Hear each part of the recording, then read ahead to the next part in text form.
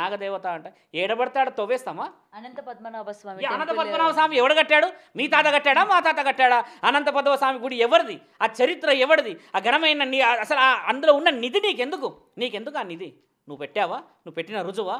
నీకెందుకు అది? ఒక కారణ జన్ముడు అడగడమ్మా అవసరం ఉండదు. అసలు నిధులు నీకోసం పెట్టారా? భూరక్షణ కోసం పెట్టారుగా. ఎంతమంది చెప్పట్లేరు ఈరోజు భూశాస్త్రవేత్తలు? ఎంతమంది శాస్త్రవేత్తలు చెప్తలేరు? భూమిలో నిధులు ఉండడం వల్ల మనం తినే పండు, మనం పండించే వ్యవసాయం, మన చుట్టుపక్కల ఉన్న పువ్వులు, అన్ని రకాల వనమూలికల సముదాయం భూమికి అంత శక్తి ఉందని చెప్పి రుజువులు చేయబడింది కదమ్మా. గుడిల కిందే ఎందుకున్నాయి? బాగా గమనించాలి. పవిత్రమైనది ఎవరు తీయకూడదని, పవిత్రమైనవి అందరికీ అందాలని, భవిష్యత్తు ప్రణాళికలకు బలంగా ఉండాలి, తిండి బాగా బలమైన దొరకాలని, ఇంత ఆధునికమైన కూడా ఆ గుడిలో కింద ఉన్నాయిగా. నువ్వు ఎందుకు సముద్రంలోకి పోవు? సముద్రంలో కూడా ఉన్నాయిగా. ద్వారకాలో పోయి మునిగిరండి, మరి తీసుకురండి. ఎందుకంటే అందులో ఎవరు మునగలేరుగా, ప్రాణాలు పోతాయి. అనంత పద్మనాభ స్వామి ఊరికే కూర్చున్నాడు అలా పండుకొని. ఆయన పడుకున్నారు అనుకుంటారు వీళ్ళందరూ. లేచి ఒకటి పగలగొడతాడని చాలామందికి తెలుసు. ఈమె ఒకటే ప్రయత్నం చేసిందా? ఏం అనంత పద్మనాభ స్వామి గుడి అయితేనేంది, రేణుకా ఎల్లమ్మ తల్లి అయితేంది, నల్లపోచమ్మ తల్లి అయితేంది, ఎవరైతేందమ్మా వాళ్ళు దేవతల తల్లి.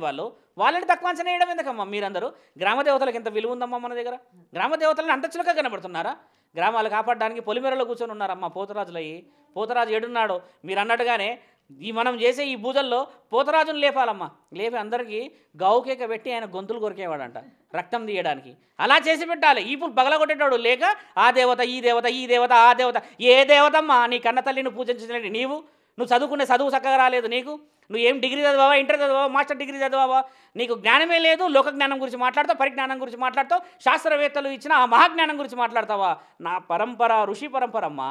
ఎక్కడ ఋషువులు, ఎక్కడ సాధువులు, ఎక్కడ అఘోరాలు, ఎక్కడ పురోహితులమ్మా? త్యాగం చేసి తిరుగుతురు తల్లి వాళ్ళు.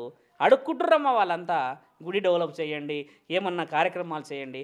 అలాంటి వాళ్ళ మీదకి రాడా దేవుడు? ఏమీ తెలియని నీకు భలే వచ్చేస్తున్నాడే.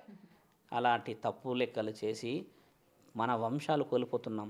కొన్ని వంశాలకి శాపం తగులుతుంది. ఆ వంశం శాపం తగిలి 11-12 తరాల వరకు భిక్షాటన చేసిన పోదు ఆ పాపము. అంత సులభంగా వదిలిపెట్టరు ఆ దేవాది దేవతలు. కలియుగంలో ఇవన్నీ ఇంకా ఎన్ని చూడాలో అమ్మా.